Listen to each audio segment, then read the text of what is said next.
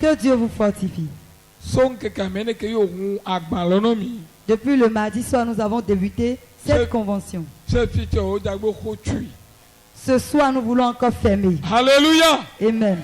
Et celui que Dieu veut utiliser pour nous, c'est l'évangéliste. L'évangéliste. Celui qui est établi sur ce corps. On l'a surnommé Zototi. Edmond. Acclame Jésus. Acclame-le. Alléluia. Alléluia. Amen. Alléluia. Amen. Praise the Lord. Alléluia. Praise the Lord. Alléluia.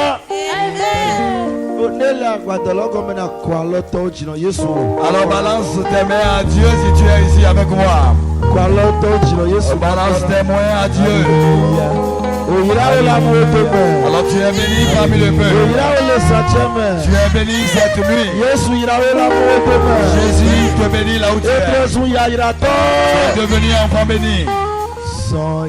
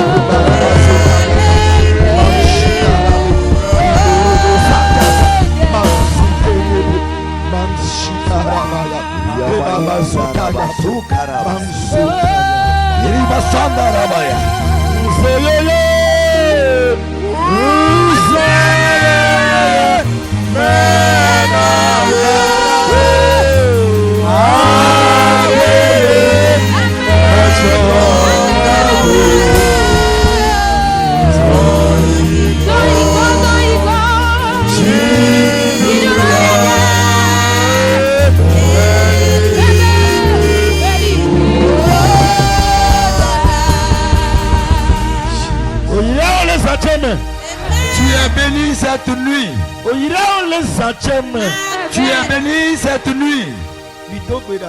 Alors prions.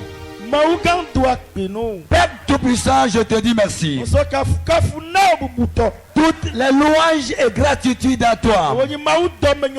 Tu es le Dieu de bonté. Depuis 5 jours durant, tu es parmi nous. Et tu es en train de nous effrayer le chemin. Tu fortifies ton peuple jusqu'à pareille heure. Père, merci. Dieu, merci. Alors cette nuit, tes enfants sont devant ta face. Alors telles les brebis se présentent devant le berger. Jésus, conduis-nous dans ton message. Alors ce soir, conduis-nous dans ta parole. Et à travers le message, parle à ton peuple. Libère ton peuple. Élève-les. C'est au nom de Jésus nous avons prié. Que les bénis répondent Amen. Je vous en supplie, veuillez vous asseoir tout doucement. Amen. Amen.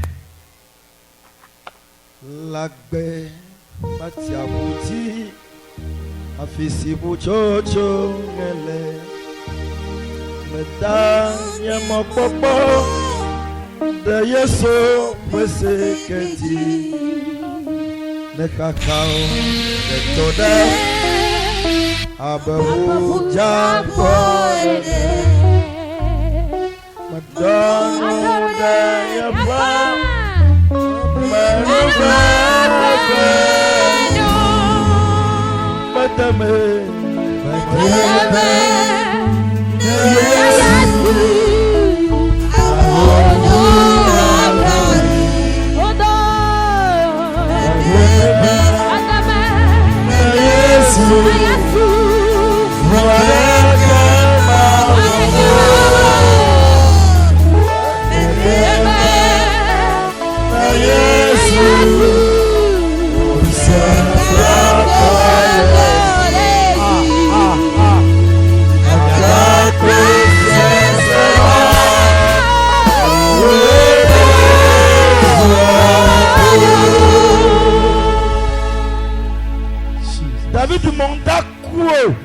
David déclare, je ne mourrai pas. Plutôt je vivrai. Et je raconterai les œuvres de l'Éternel aux autres. Celui qui fait de pareilles déclarations, c'est un roi. Celui que Dieu même a choisi et placé devant le peuple d'Israël. Celui que Dieu même a oint. Celui qu'il a établi devant le peuple d'Israël. Afin qu'il dirige la nation israélite. Afin qu'il conduise son peuple. David a régné sur les enfants d'Israël. Dans le livre de Somme numéro 24 verset 8, il a adressé tout honneur à Dieu. Il a dit que les portes soulèvent pour Dieu, afin que le père de roi puisse faire son entrée. Alors qui est le père d'honneur? Alors c'est l'Éternel des armées, le Dieu guerrier. Alors que les portes s'ouvrent, afin que le roi donné fasse son entrée. Alors qui est ce roi? Il dit c'est l'Éternel des armées. C'est lui l'Éternel guerrier. Mais celui qui parle est un guerrier. Il combat. Il va aux affronts. Alors il manipule facilement les épées et les armes. Alors quand il va dans ce peuple, alors il détruit cette nation et il remporte la victoire. David n'a jamais échoué à un combat. Il a détruit les Philistins. Il les a tous anéantis. Mais il a dit, mais je ne mourrai pas, je vivrai. Il adresse un honneur à Dieu. Parce que vivre et raconter les œuvres de l'Éternel. Pendant qu'il régnait, il a dit ce n'est pas moi le roi. Le trône ne m'appartient pas. C'est à Dieu le trône. C'est Dieu qui règne. Et il adressait tout honneur à Dieu. Il laissait toute la gloire à Dieu. En toutes choses, quand David régnait, la Bible déclare qu'il réservait la première position à Dieu. Que c'est à Dieu le Père. C'est Dieu qui gouverne. C'est à lui qu'appartient le monde entier. Et que tout appartient à Dieu. C'est pourquoi c'est lui qui prend la première position de mon trône de gloire. Parce qu'il s'est adossé à Dieu. David s'est adossé à Dieu. Il s'est adossé à Dieu. Sachant qu'en toute chose, il ne va jamais le laisser tomber. Il ne va jamais le faire déraciner. Et il ne va jamais le laisser dans la honte. Il ne va jamais me délaisser. C'est pourquoi je sais que je ne mourrai pas. Alors celui à qui je me suis adossé, il est immortel. Il est vivant. Il ne trompe guère. Il est fidèle. C'est Dieu fidèle. Celui qui accomplit ses desseins. Ce n'est pas un homme pour repentir. Ce n'est pas un homme pour repentir. Ce n'est pas un homme qui peut trahir non plus. Il ne trahit jamais. Puisque je me suis adossé à lui, je vivrai. Alors tu dis t'adosses à Dieu, tu vivras. Amen.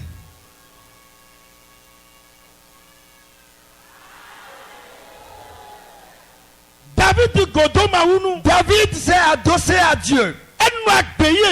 Et il a vécu pendant longtemps. C'est quelqu'un que Dieu même a dirigé. Dieu même l'a conduit.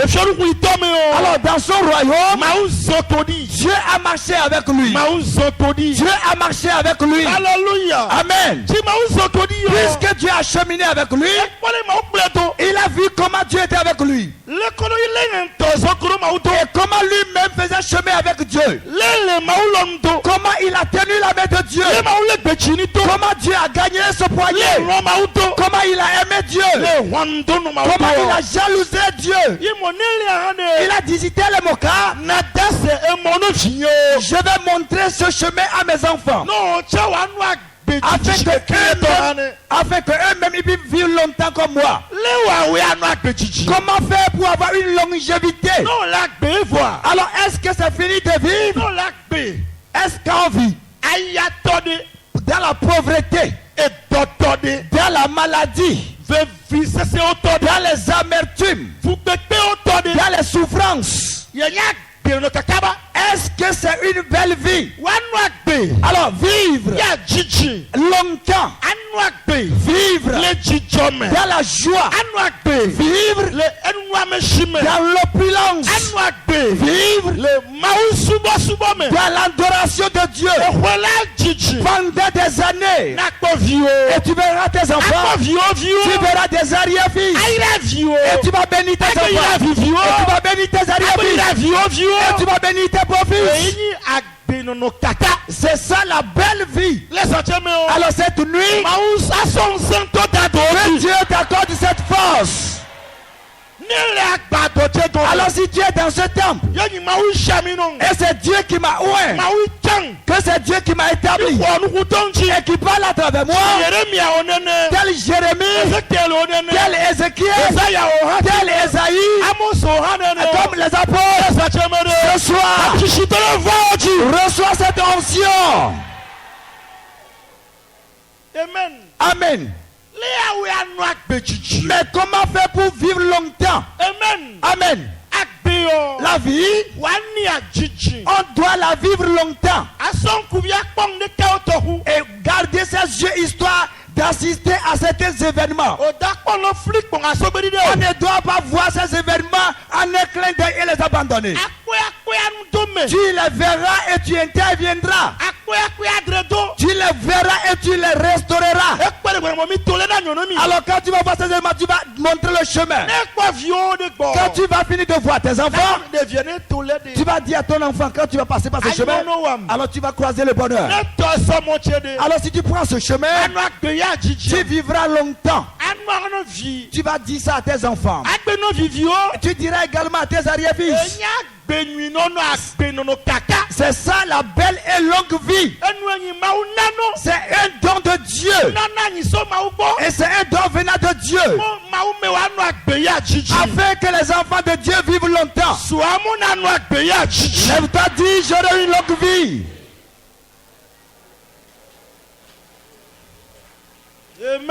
Amen.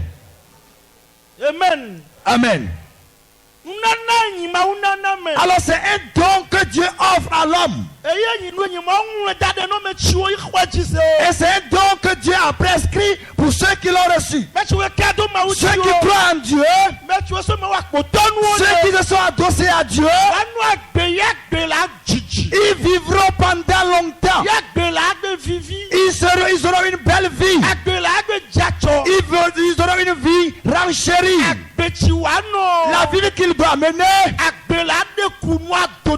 la vie doit faire de bons témoignages.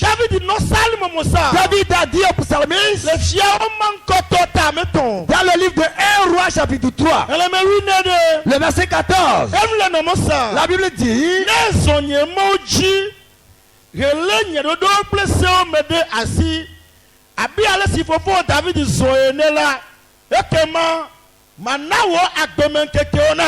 Amen. 1 Roi chapitre 3, le verset 14 nous dit, et si tu marches dans mes voies, en observant mes lois et mes commandements, comme l'a fait David ton père, je prolongerai tes jours. Alors si tu marches conformément à mes voies, alors si tu mets en application mes lois, alors si tu gardes mes préceptes, jalousement. Hallelujah. Amen. Tel ton père David a marché avec moi. Alors je prolongerai tes jours sur terre. Alors c'est Dieu qui l'a dit à Salomon. Alors quand il a prié et il a demandé la sagesse et Dieu l'a béni, il a dit tu vas t'enrichir. Voilà la réponse qu'il a ajoutée. Voilà ce qu'il lui a ajouté. Il dit si tu marches correctement avec moi, marcher correctement avec Dieu, ce n'est pas non plus difficile. Marcher sur les lois de Dieu, c'est très facile. Alors c'est tel l'homme même prend la décision de se doucher pour se laver. Alors tel l'homme se lève le matin tôt et se brosse les dents. C'est tel l'affaire de Dieu.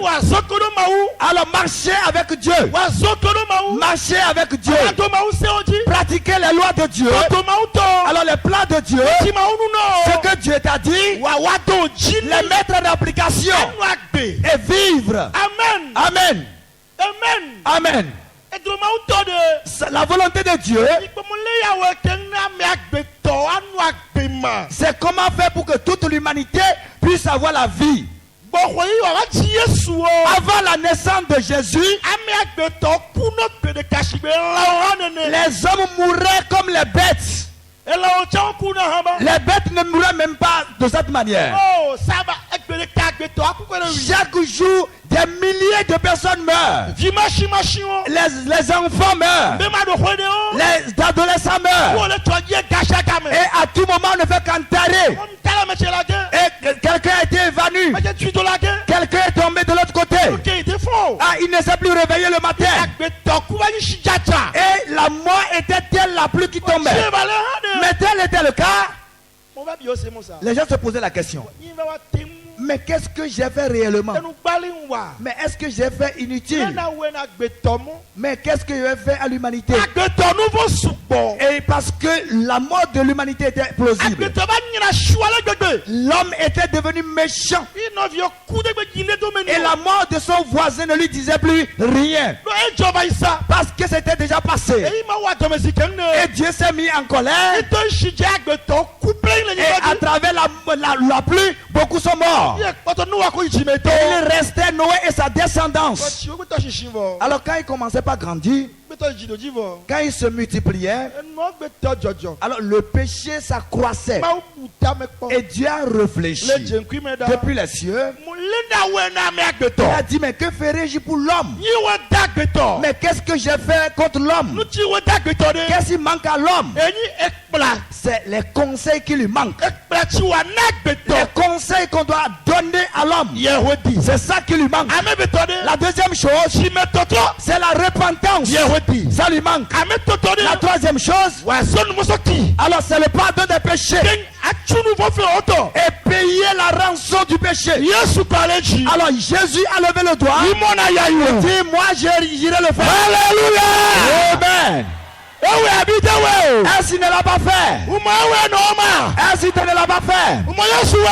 Est-ce que Jésus ne t'a pas fait? Je demande, est-ce qu'il ne l'a pas fait? Est-ce qu'il a fait ton cas? Est-ce qu'il a fait ton cas? Dis Jésus a fait mon cas.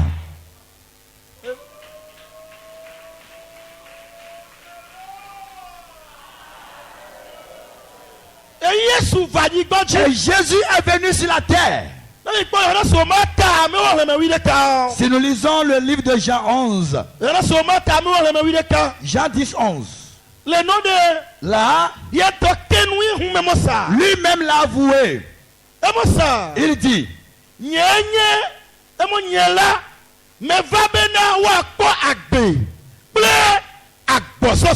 moi je suis venu pour qu'il ait la vie et la multiplication. Je suis venu pour que afin que l'humanité ait la vie.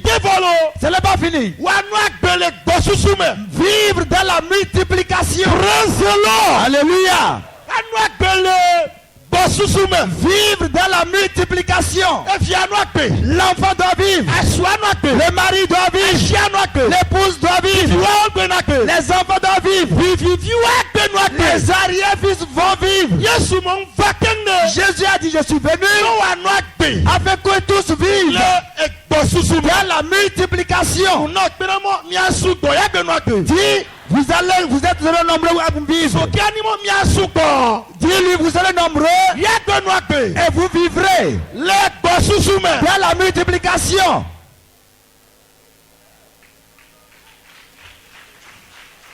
Alléluia. Amen.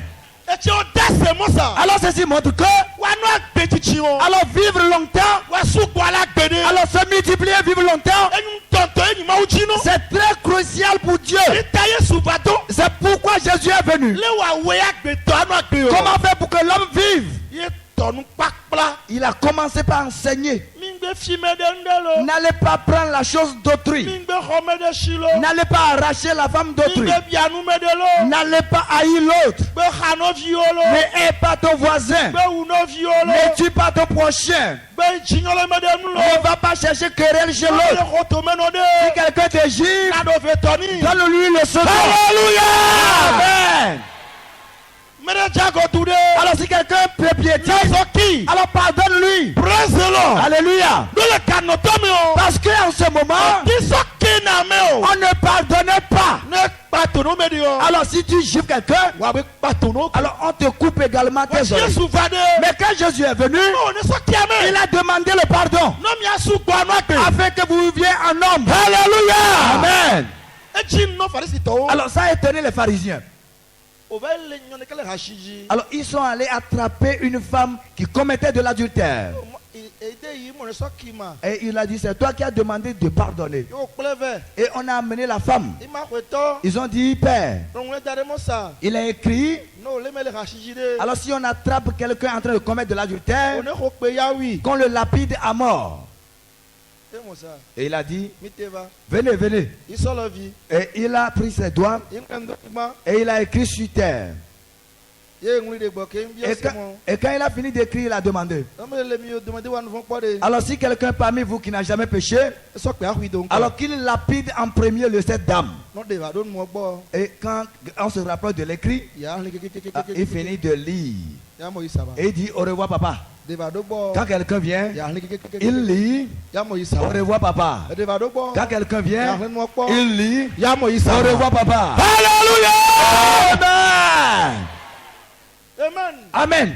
Et ceux qui tuaient les autres, ils ont commencé par s'enfuir. Ils détalaient. Ils s'en allaient. Et le pécheur, il est resté vivant. Il a dit, ne répète plus. Alléluia. Amen. Est-ce que tu ne vas pas vivre? Oui, je vivrai. Au nom de Jésus.